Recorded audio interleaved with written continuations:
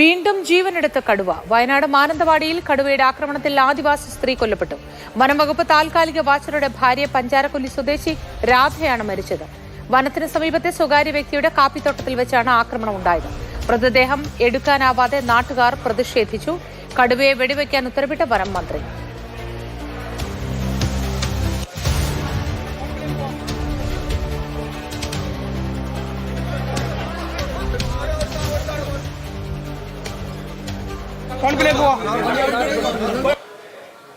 കാട്ടിനുള്ളിൽ ഇന്ന് കാലത്ത് വനംവകുപ്പ് ഉദ്യോഗസ്ഥന്മാർ സാധാരണ നിലയിലുള്ള പരിശോധന നടത്തുന്ന ഘട്ടത്തിലാണ് ഒരു സ്ത്രീയുടെ ജഡം കണ്ടെത്താനിടയായത്.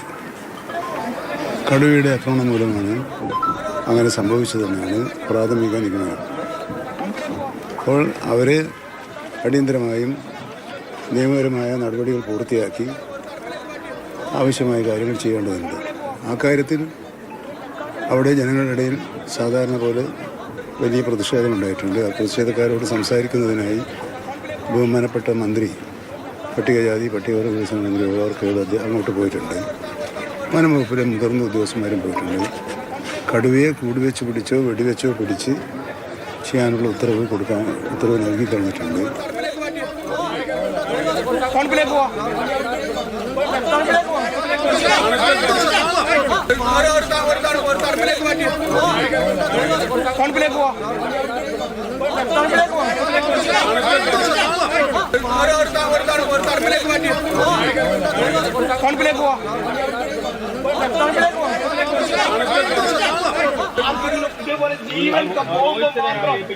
ജീവൻ പോകുമ്പോൾ മാത്രമാണ് ഈ ഒരു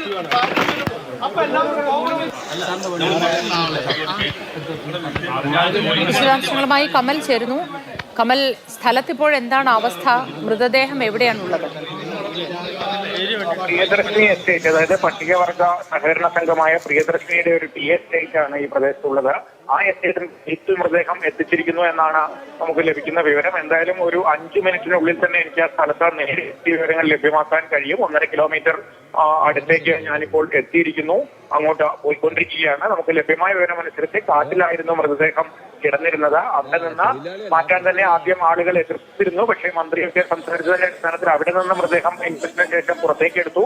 പക്ഷേ ഗേറ്റിൽ ഇപ്പോൾ മൃതദേഹം വെച്ചിരിക്കുന്നു. ഇപ്പോഴും ആളുകൾ പ്രതിഷേധത്തിലാണ് എന്ന് തന്നെയാണ് അറിയുന്നത്. രാവിലെ കാപ്പി വിളവെടുക്കാൻ പോയ രാധ എന്ന സ്ത്രീയെയാണ് ഇത്തരത്തിൽ കടുവ ആക്രമിച്ചത്. തണ്ടർബോൾട്ട് സേനാംഗങ്ങൾ ഇവിടുത്തെ വനമേഖലയിൽ പരിശോധന നടത്തുമ്പോഴാണ് വന്യമൃഗം പാതി പച്ച നിലയിൽ ഒരു മൃതദേഹം കാണുന്നത്. പിന്നീടാണ് അത് ആരുടേതാണെന്ന് തിരിച്ചറിഞ്ഞത്. എന്തായാലും കടുവ വനത്തിന് പുറത്തു നിന്ന് ആക്രമിച്ച ശേഷം വലിച്ചു കൊണ്ടുപോയി എന്നുള്ള ഒരു വിവരമാണ് നമുക്ക് ലഭിക്കുന്നത്. എന്തായാലും സ്ഥലത്ത് എത്തിക്കഴിഞ്ഞാൽ നമുക്ക് കൂടുതൽ പ്രതികരണങ്ങളിലേക്കും കൂടുതൽ വ്യക്തമായ വിവരങ്ങളിലേക്കും പോകാൻ കഴിയും.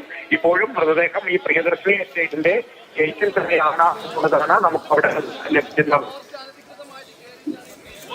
സ്ഥലത്ത് പ്രതിഷേധമുണ്ടായിരുന്നു. നരഭോജി കടുവയെ വെടിവയ്ക്കാനാണ് ഇപ്പോഴത്തെ തീരുമാനം.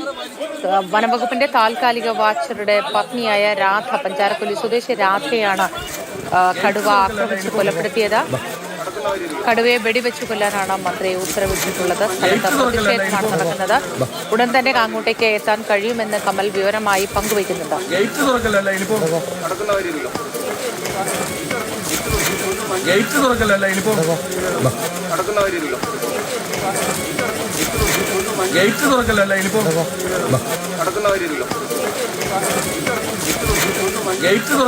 കമൽ തുടരുന്നുണ്ട്. കമൽ പറയൂ, ഈ സ്ഥലത്ത് പ്രതിഷേധം ഉണ്ടായിരുന്നല്ലോ തുടക്കം മുതൽ തന്നെ. വിവിധ അവസരങ്ങളിലായി ജനങ്ങൾ പ്രതികരിച്ചതാണ്. മരണമുണ്ടാവുമ്പോൾ മാത്രം ഇത്തരത്തിൽ ഇടപെടുന്നു എന്നൊരു പരാതിയാണല്ലോ അവരുടെ ഭാഗത്തുനിന്ന് ഉയരുന്നത്. അതുതന്നെയാണ് മോദി ജനങ്ങൾ ഉന്നയിക്കുന്ന ഒരു പ്രധാന പരാതി. ഇത്തരത്തിൽ മരണമുണ്ടാകുമ്പോൾ മാത്രം ആളുകൾ വരുന്നു എന്നുള്ളതാണ് പ്രധാനമായും ഉന്നയിക്കുന്ന ഒരു വിഷയം. എന്തായാലും ഞാൻ ആ സ്ഥലത്തേക്ക് എത്തുകയാണ്. ഒരു 2-3 മിനിറ്റിനുള്ളിൽ തന്നെ ആ സ്ഥലത്ത് നിന്നുള്ള വിവരങ്ങൾ ലഭ്യമാക്കാൻ കഴിയുമെന്ന് പ്രതീക്ഷിക്കുന്നു. ആളുകൾ ഇപ്പോഴും പ്രതിഷേധത്തിലാണ്. പ്രിയദർശിനി എസ്റ്റേറ്റിന്റെ ഗേറ്റിലാണ് മൃതദേഹം ഉള്ളത് എന്നുള്ളതാണ് നമുക്ക് ലഭ്യമാകുന്ന വിവരം. ആ ഗേറ്റിന് സമീപത്തേക്ക് ഞാൻ എത്തിയിരിക്കുന്നു മോദി. എത്രയും പെട്ടെന്ന് തന്നെ നമുക്ക് അവിടെ നിന്നുള്ള ദൃശ്യങ്ങളും വിവരവും ലഭ്യമാക്കാൻ കഴിയും. വാഹനം അവിടം വരെ പോകുന്ന ഒരു സാഹചര്യമില്ല. ഞാനിപ്പോൾ അങ്ങോട്ട് പോയിക്കൊണ്ടിരിക്കുകയാണ്. പ്രിയദർശിനി എസ്റ്റേറ്റിന്റെ കവാടത്തിലാണുള്ളത്. ഈ പ്രിയദർശിനി എന്ന് പറയുന്നത് പട്ടികവർഗ ആദിവാസികളുടെ പുനരധിവാസത്തിനായി പട്ടികവർഗ സൊസൈറ്റി നടത്തുന്ന ഒരു ടി എസ്റ്റേറ്റ് ആണ്.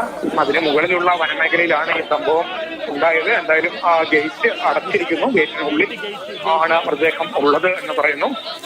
നഗരസഭ കൗൺസിലർമാരൊക്കെ അങ്ങോട്ട് എത്തിക്കൊണ്ടിരിക്കുകയാണ്.